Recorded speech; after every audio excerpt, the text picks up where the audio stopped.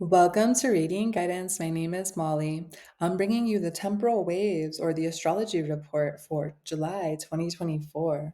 If you're new to my channel, know that I practice a universal astrology, meaning I really focus on where the Vedic and Western systems converge, which is within planetary aspects themselves or the harmonics between the planets.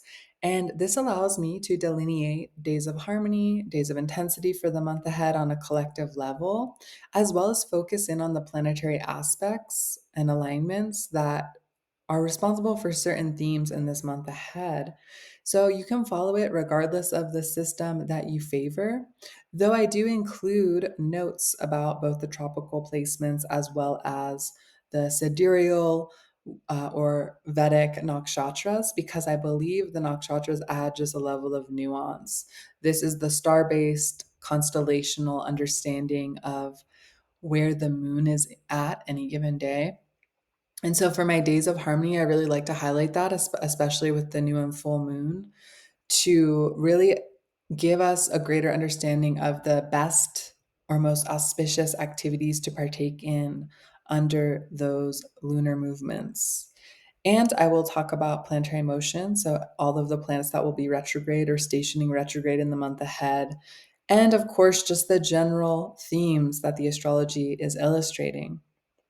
If you want a more specific personal reading, I offer that. So you can click the link in my bio below this video and book a reading with me.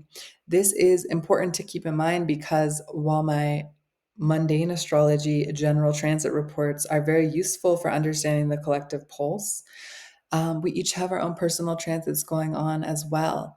And these are more specific, of course, to you and your natal chart. So I offer natal readings, which allow you to understand your soul's unique gifts and aptitudes that you incarnated with in this lifetime, as well as understand the chapters of life that you find yourself traversing right now and the themes that those cycles are bringing you. As well as I also offer synastry sessions for couples or people in close relationship or partnership, whether it's business partners or parent child dynamics, to understand where you guys can really have a shared mission and see where you really come together in a beautiful way and where there can be adjustments to improve your relationship. I also offer astrocartography, which is the idea that certain parts of the globe will bring us certain gifts and benefits based on our chart. And so we can travel, visit, conduct business, or settle down in certain places to receive greater benefit or support. And my astrocartography readings do that. And of course, they cover your specific natal chart. So it's going to be much more in depth than trying to like look on a generic site and figure it out yourself. It's really helpful to have an astrologer guide you through astrocartography. So, without further ado, welcome to the July forecast. We have Pluto still retrograde until October 11th. Pluto's been retrograde for the past few months.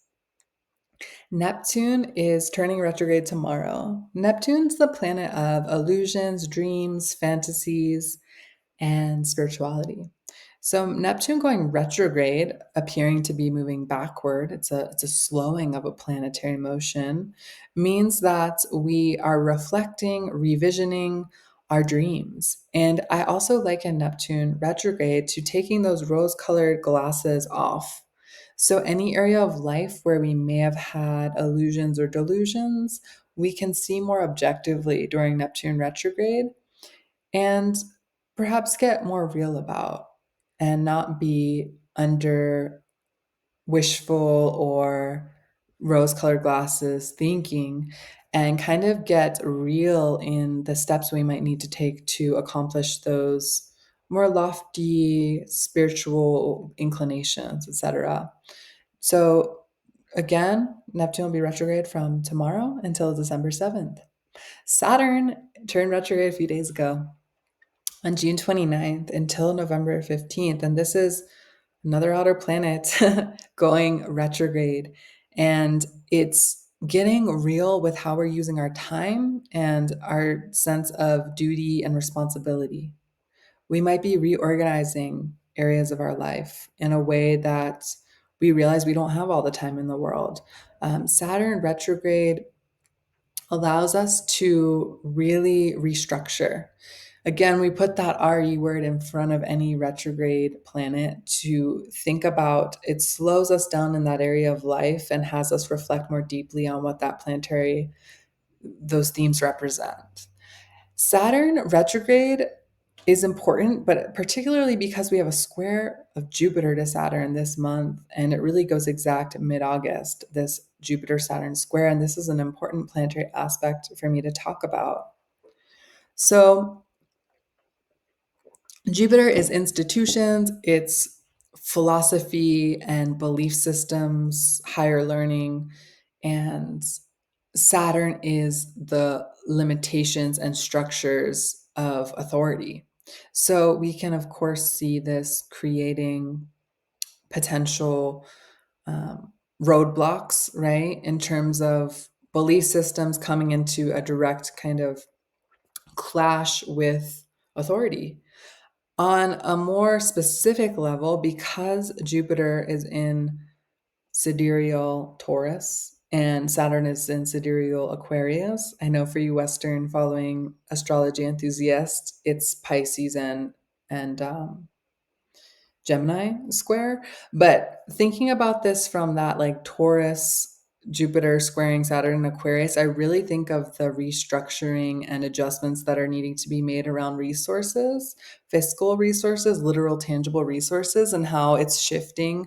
And perhaps this month and next month more dramatically, it's been shifting, but more dramatically now from a tangible physical idea of resource to this more Aquarian decentralized digital organization of resources. And so on even individual levels, people might be thinking about or reconsidering like what they're investing in and maybe taking money out of banks. You know, it might not be a bad idea. And people have been talking about this for months and months. And of course, the past couple of years, digital currencies have been on the rise. But I think this square is really highlighting that.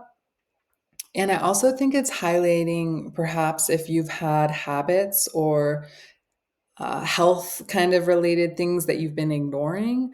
The square to Saturn, because Jupiter, of course, signifies health and wellness, people forget that a lot too. The square to Saturn can really have you waking up and especially with the Neptune retrograde not having the rose colored glasses anymore, where literally you realize a certain way of being, certain habits that you have are not sustainable. And so, where can you make an adjustment? Again, squares are all about adjustments. So, this is something that might be really prevalent in this month, 2 months ahead. Mercury goes retrograde on August 4th. And I know this is a July forecast, but we have something called pre shadow in retrograde planets. And particularly, I've noticed this in my own life with Mercury retrogrades that the pre shadow is real. I remember I came to the mainland from Kauai trying to deal with a vehicle thing during the pre-shadow, and I had so many freaking obstacles. And I thought, okay, well, it's not quite retrograde yet. And it was a good test because I learned that Mercury pre-shadow is real. So really July 21st, consider that like Mercury retrograde. So if you have any contracts, very, very formal legal matters or business dealings that need to get done, really try to do it before July 21st because we will be in the Mercury retrograde pre shadow. And in August, Mercury is retrograde pretty much the whole month. So keep that in mind. It disrupts things that need to go forward in a linear, communicative, transportive fashion. So things with vehicles, business dealings, etc., can face more delays and challenges. So again, those very big important projects, try to like take advantage of the beautiful harmonic energy we have through most of July, save for a few harsh aspects that I'll talk about. Take advantage of that. So, getting into those key dates for July 2024, let's talk about some other really key planetary aspects going on in the cosmos this month. We have a Venus opposition to Pluto going exact on July 11th. This can really highlight hidden tensions surfacing in the areas of relationships or resources because the beautiful planet of Venus, which is all those connective, beautiful things that we love in life, is facing its shadow literally in an opposition with Pluto. And so it can bring maybe power struggles in relational dynamics to a forefront. Um, and again, maybe that assessment of how we're managing our resources. On July 15th, we've got Mars conjunct Uranus exact. So this is a really intense conjunction. It does happen every 2 years. It's not super rare. But I mean, it's the planet of aggression with the planet of spontaneity and surprise and disruption. So let's talk about the positive of it first. Okay, first, it's worth noting that it's occurring, this exact conjunction, at 26 degrees Taurus, according to tropical or Western zodiac. And this is important because depending on what planets you have in your personal chart, this will affect you either breakthroughs or breakdowns, let's say, because I would say if you have any Earth personal planets like your moon, your ascendant, which is an angle, or yeah, any of the personal planets around 26 degrees of the Earth signs, like I would say even like the tighter the orb, the more, because it's Uranus, so like a 5-degree orb or less. This could actually bring you a lot of like unexpected breakthroughs, like a very like adrenalizing, surprising in a good way momentum, kind of, that it's because it's creating a supportive trine to either any of your personal planets at 26 of the Earth signs. However, if you have personal planets or angles like the ascendant around 26 of the fixed signs, particularly Leo, Scorpio, Aquarius, this is going to be a very tense uh, time of year for you, week for you, particularly. Especially leading up to the 15th, I would just take extra caution and care within your physical well being and health. If you have like your moon or your sun or your ascendant around 26 of those fixed signs I mentioned, Leo, Scorpio, Aquarius, because this Mars Uranus conjunction is going to either be in a square opposition to those very sensitive personal planets or angles. So it wouldn't be a good time to take major risks, even though you might be feeling that like push to like of impatience, right? With this energy afoot. Um, yeah, just consider it like a alert to like slow down, be more mindful, take your time. But again, if you have personal plants at 26 of the earth signs, this could create like exciting change perhaps, or really give you that like forward momentum. On a collective level, Mars conjunct Uranus could result in disruptive weather patterns or earthquakes, things of that nature. And it will be occurring during the National Republic Convention. That is actually, and this conjunction is actually on Donald Trump's midheaven. So it's really interesting because this configuration is really close to the well, I think it's exactly on the fixed star algol, which is a very malefic fixed star in traditional astrology that has to do with like beheadings and violence and all that stuff. So it'll be interesting how this plays out because this is literally conjoining Trump's midheaven 4 days after his sentencing and during this Republican National Convention. So it will be really interesting to see how that plays out. There might be some disruptive, shocking things that, or destructive things.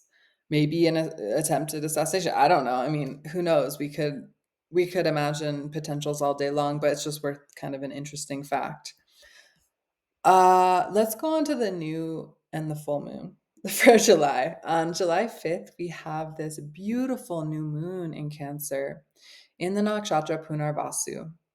So this new moon it's always a time of planting new seeds, but particularly in this nakshatra because it's all about gardening and initiations, pilgrimages, working with children, even buying homes or cars. These are all auspicious activities under Punarvasu, which is considered the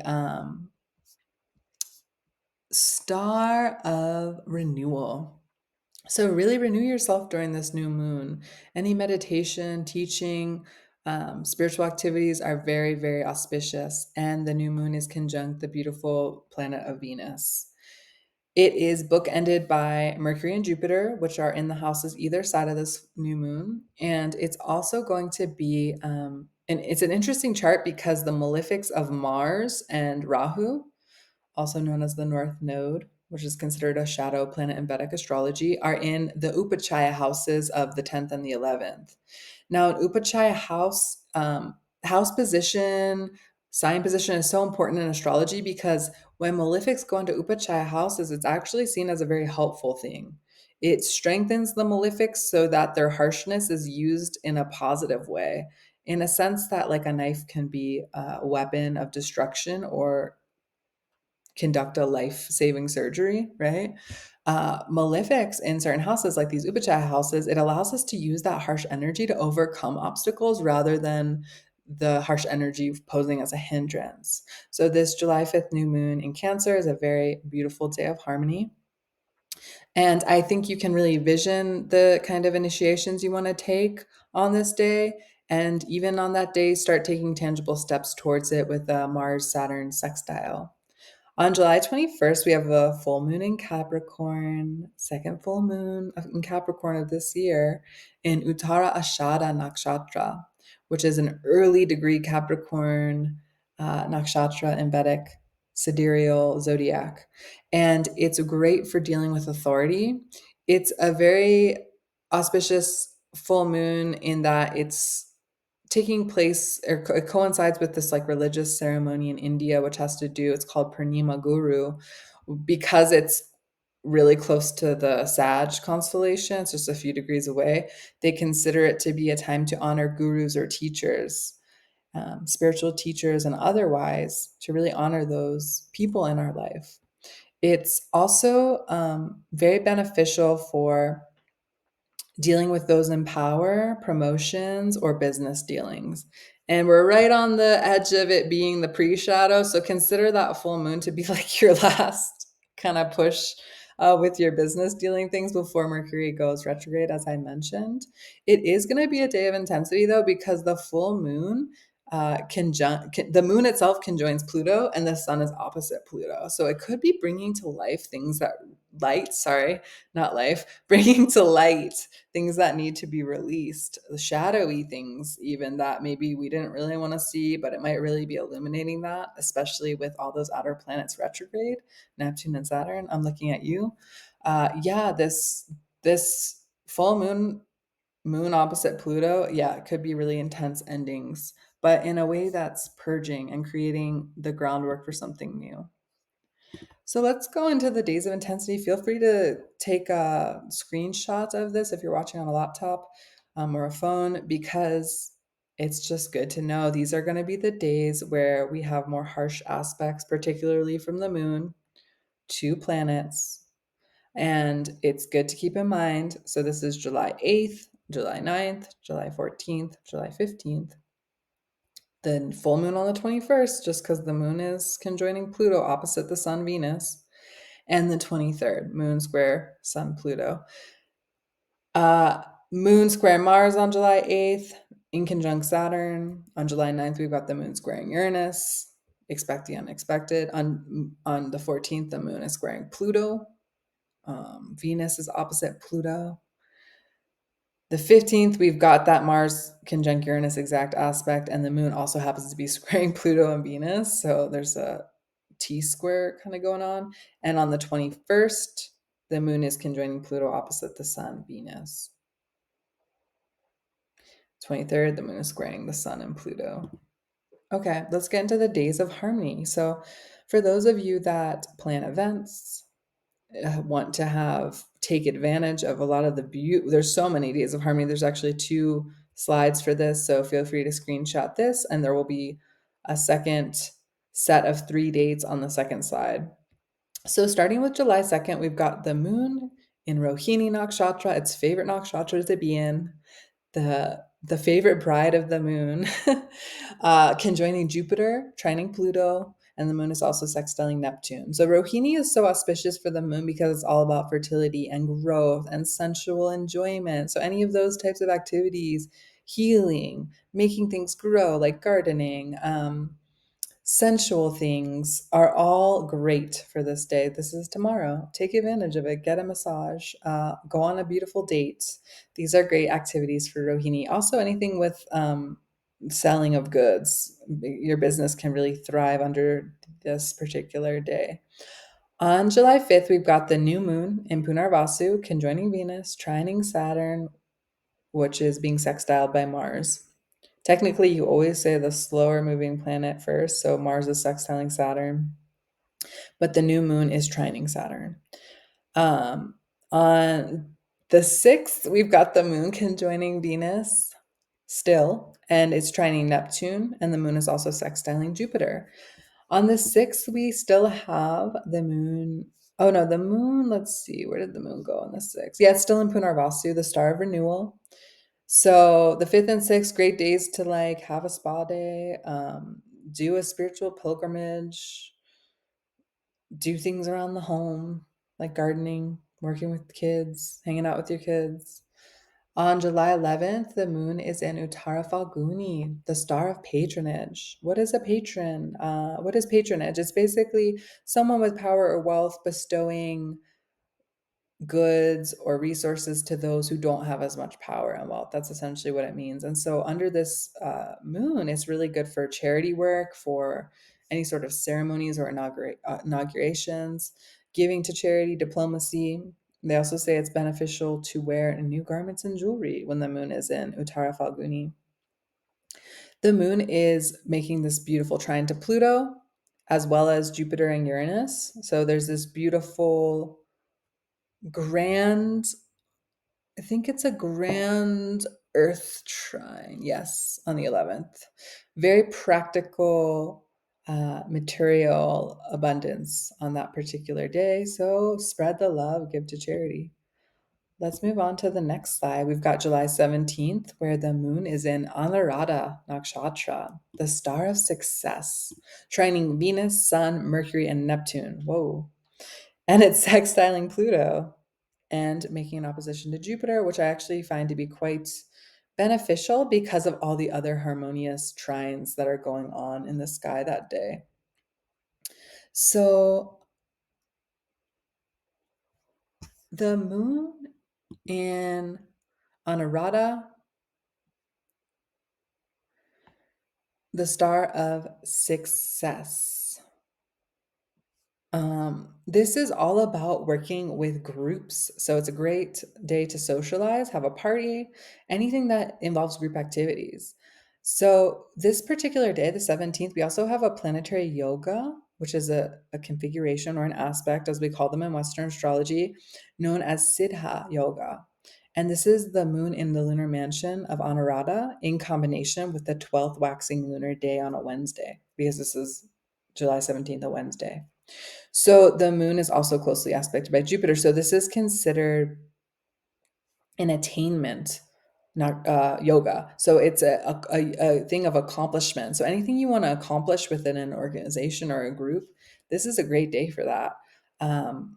Plan ahead, right? This is a day to gather. So anything where you're socializing with friends, doing immigration, scientific research, travel to foreign lands, all of that is very beneficial for the 17th. Again, if you run like a company or you're trying to meet like a group goal or celebrate something within a group, this would be a great day to do it. On the 26th, we've got the moon conjoining Neptune in Revati, the star of wealth, sextiling Jupiter and Pluto, and the moon is also trining the sun and Venus. This is a beautiful combo, and this nakshatra, the star of wealth, is best for business activities, financial dealings, purchases, any kind of travel, and any type of completion or finishing of something, wrapping up the loose ends. And we are in the pre-shadow there, so keep that in mind of Mercury. And then finally, what's my last day? Oh, it's July 30th. The moon, Mars, Jupiter, and Uranus are in a stellium. This is a kind of intense day of harmony. if I can call it that.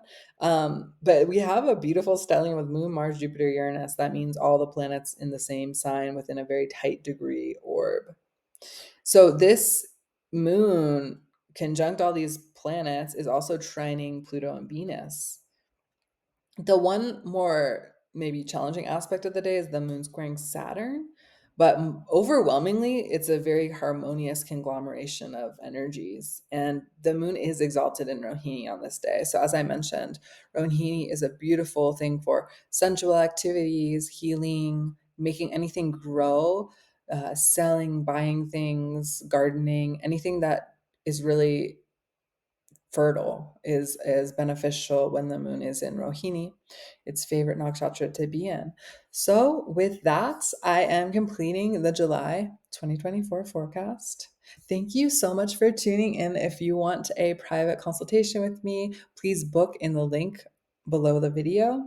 If you have any questions about the July astrology, comments, or notes that you want to share, your own ideas about any of these energies afoot as we approach July, comment below. I love hearing from you.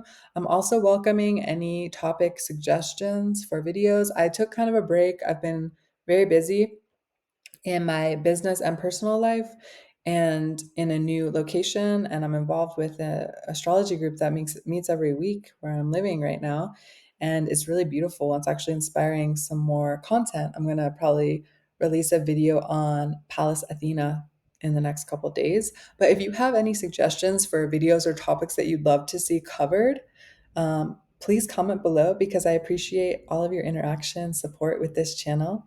Thank you and have a beautiful month.